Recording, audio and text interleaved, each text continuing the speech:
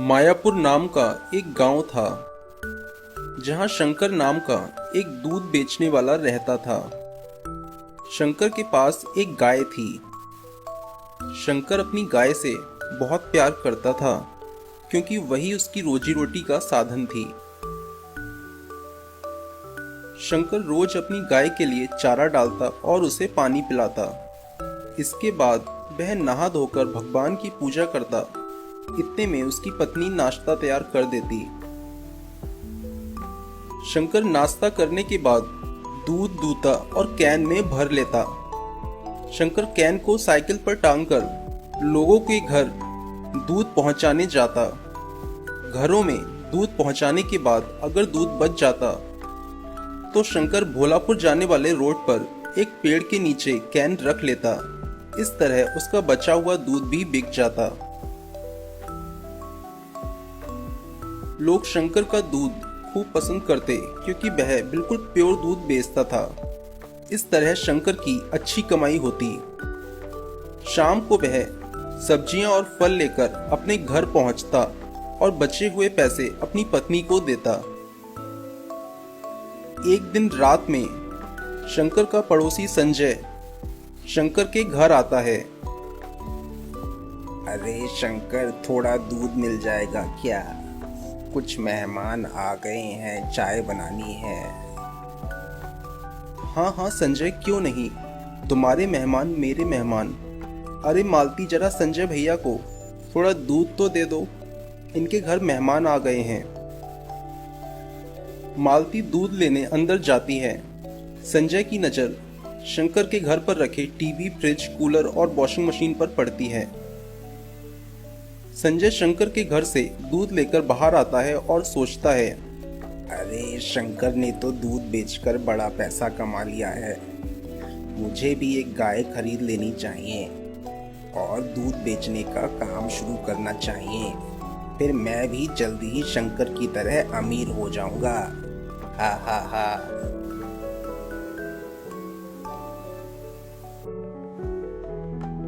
संजय शनिवार को लगने वाले बाजार से एक गाय खरीद लाता है। संजय गाय को खिलाता कुछ भी नहीं और दूध निकालने के लिए लाठी से गाय की खूब पिटाई करता। फिर भी अगर गाय दूध नहीं देती तो वह अपने गाय के इंजेक्शन लगाता और जबरदस्ती दूध दूता। दूध दूने के बाद संजय दूध में खूब पानी मिलाता और फिर दूध को कैन में भरकर भोलापुर जाने वाले रोड पर कैन रखकर दूध बेचने के लिए खड़ा हो जाता। लेकिन कोई भी संजय का इंजेक्शन वाला पानी मिला दूध नहीं खरीदता। लोगों को शंकर का प्योर दूध ही पसंद आता।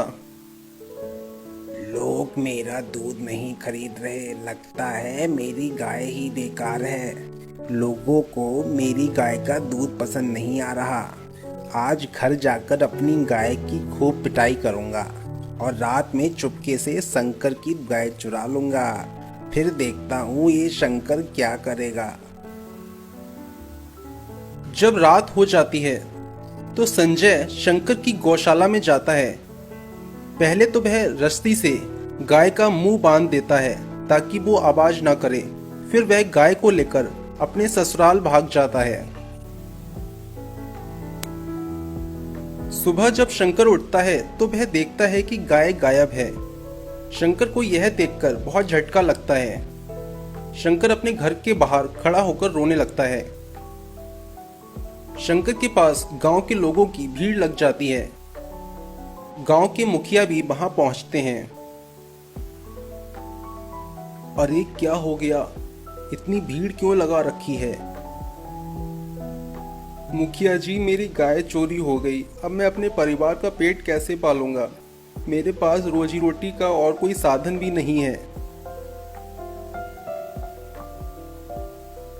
मैं अपने नौकरों को भेजकर आसपास के गांव में तुम्हारी गाय ढूंढवाने की कोशिश करता हूं।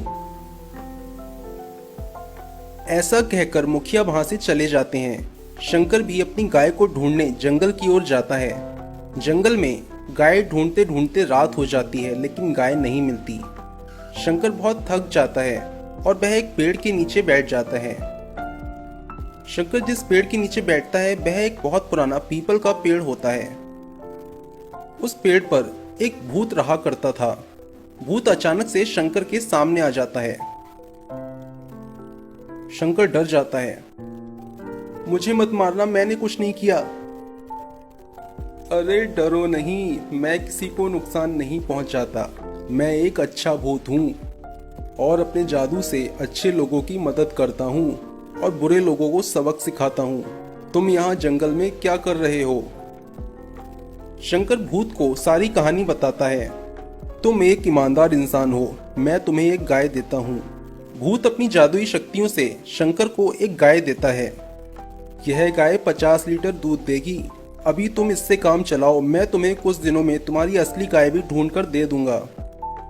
शंकर गाय लेकर अपने घर पहुंचता है और अपना दूध का काम दोबारा शुरू कर देता है। इधर भूत अपनी जादुई शक्तियों से पता लगा लेता है कि संजय शंकर की गाय लेकर अपने ससुराल भाग गया है। भूत एक रात संजय के कमरे में पहुंचता है। संजय अपनी पत्नी के साथ सो रहा था।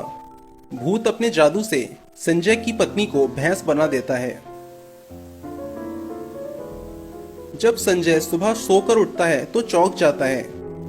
संजय की खटिया हवा में तैर रही होती है। अरे ये क्या हो गया? मेरी पत्नी कहाँ चली गई और ये भैंस मेरे बिस्तर पर कहाँ से आ गई? अरे मैं तुम्हारी पत्नी हूँ। संजय भैंस को लेकर अपने घर जाता है। उसका घर एक छोटा सा खिलौना बन चुका होता है। अरे ये क्या हो गया? हमारा घर इतना छोटा कैसे हो गया? तभी संजय गाय की तरफ जाता है। गाय संजय के लात मारती है और संजय दूर जाकर गिरता है। तभी गाय में से भूत बाहर निकलता है। तुमने शंकर की गाय चुराई, इसलिए यह सब तुम्हारे साथ हो रहा है। मुझे माफ कर दो। मुझे शंकर की गाय नहीं चुरानी चाहिए थी। मैं उसकी गाय वापस कर दूंगा। कृपया मुझे माफ कर दो। भूत संजय को माफ कर देता है। वह उसका घर ठीक कर देता है और उसकी पत्नी को भी भैंस से इंसान बना देता है। फिर भूत शंकर की गाय लेकर वहां से गायब हो जाता है और शंकर के पास पहुंचता है। यह लो तुम्हारी असली गाय। ऐसा कहकर भूत गायब हो जाता है। शंकर के पास अब 2 गाय हो जाती हैं। शंकर दूध बेचने के साथ अपनी डेयरी भी खोल लेता है, जहां वह दूध के साथ साथ दही, पनीर, मक्खन, देसी घी और मट्ठा भी बेचने लगता है। कुछ ही दिनों में शंकर बहुत अमीर हो जाता है और वह अपने लिए एक बड़ा घर और कार भी खरीद लेता है।